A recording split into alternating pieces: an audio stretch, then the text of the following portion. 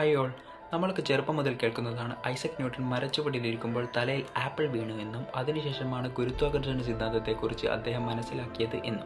പണ്ട് ഫിസിക്സ് പഠിക്കുമ്പോൾ തലയിൽ ആപ്പിളിന് പകരം തേങ്ങ വല്ലതും വീണിരുന്നെങ്കിൽ ഇതൊന്നും പഠിക്കേണ്ടി വരില്ലായിരുന്നു എന്നൊക്കെ നമ്മളും പറഞ്ഞിട്ടുണ്ടാകും. എന്നാൽ സത്യത്തിൽ അങ്ങനെ ഒരു ആപ്പിൾ അദ്ദേഹത്തിൻ്റെ തലയിൽ വീണിട്ടില്ല. 1665 കാംബ്രിഡ്ജ് സർവകലാശാലയിൽ പ്ലാഗ് പടർന്നു പിടിച്ചപ്പോൾ ന്യൂട്ടൺ ലിങ്കൺഷെയറിലുള്ള തൻ്റെ വീട്ടിലേക്ക് മടങ്ങിപ്പോവുകയും അവിടെ ജനാലയിലൂടെ പുറത്തേക്ക് നോക്കിയിരിക്കുമ്പോൾ മരച്ചുവട്ടിൽ ഒരു ആപ്പിൾ വീണ് കിടക്കുന്നതും അദ്ദേഹം കണ്ടത്. അപ്പോഴാണ് ഈ ചിന്ത അദ്ദേഹത്തിന് ആദ്യമായി വന്നത്. എന്തുകൊണ്ട് ഈ ആപ്പിൾ താഴേക്ക് വീണു? എന്തുകൊണ്ട് അത് മുകളിലേക്കോ വശങ്ങളിലേക്കോ പോയില്ല?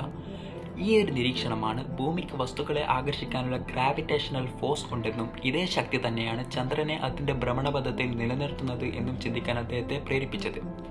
എന്നാൽ ആപ്പിൾ കണ്ടപ്പോൾ അദ്ദേഹത്തിന് പെട്ടെന്ന് മനസ്സിൽ വന്ന ഒരു ഐഡിയ ഒന്നുമല്ല. അദ്ദേഹം ഓൾറെഡി ഒരു വസ്തുവിൻ്റെ ചലനത്തെക്കുറിച്ചും ബലത്തെക്കുറിച്ചുമുള്ള റിസർച്ചുകൾ നടത്തിക്കൊണ്ടിരിക്കുകയായിരുന്നു. ഈ ഒരു സംഭവത്തിന് ശേഷം അദ്ദേഹം വർഷങ്ങളോളം ഗവേഷണങ്ങൾ നടത്തി. ഇതിനായി അദ്ദേഹം വികസിപ്പിച്ചെടുത്തതാണ് കാൽക്കുലസ് എന്ന മാത്തമാറ്റിക്കൽ പ്രോസസ്സ്. ഗ്രഹങ്ങൾ എങ്ങനെയാണ് സൂര്യന് ചുറ്റും കറങ്ങുന്നത് എന്നതിനെക്കുറിച്ച് ഒരു ഏകദേശ ധാരണ അക്കാലത്തെ ശാസ്ത്രജ്ഞന്മാർക്കെല്ലാം ഉണ്ടായിരുന്നു. എന്നാൽ അത് എന്തിനെ ബേസ് ചെയ്തിട്ടാണ് എന്നതിനെക്കുറിച്ച് ഒരു വ്യക്തമായ കൺക്ലൂഷൻ ആർക്കുമില്ലായിരുന്നു. ആപ്പിളിനെ താഴേക്ക് വലിക്കുന്ന അതേ ശക്തി തന്നെയല്ലേ ചന്ദ്രനെ ഭൂമിയിലേക്ക് വലിക്കുന്നത് എന്ന് അദ്ദേഹം ചിന്തിച്ചു. ഭൂമിയിലെ വസ്തുക്കൾക്കും ആകാശത്തിലെ ഗ്രഹങ്ങൾക്കും ഒരേ യൂണിവേഴ്സൽ ലോ തന്നെയാണ് എന്ന് അദ്ദേഹം മനസ്സിലാക്കി. അങ്ങനെ 1687 പ്രിൻസിപ്പിയ എന്ന ഒരു വിഖ്യാത ഗ്രന്ഥത്തിലൂടെ ന്യൂട്ടൺസ് ലോ ഓഫ് ഗ്രാവിറ്റി ലോകത്തിന് മുന്നിൽ അദ്ദേഹം പരിചയപ്പെടുത്തി.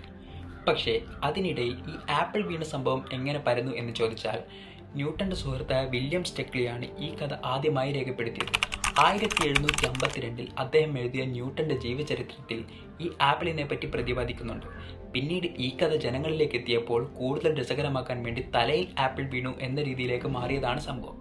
അപ്പോൾ വീഡിയോ നിങ്ങൾക്ക് ഇഷ്ടപ്പെട്ടാൽ ലൈക്ക് ചെയ്യുക, നിങ്ങളുടെ അഭിപ്രായം താഴെ കമൻറ്റ് ചെയ്യുക, പിന്നെ സബ്സ്ക്രൈബ് കൂടി ഒന്ന് പരിഗണിക്കുക.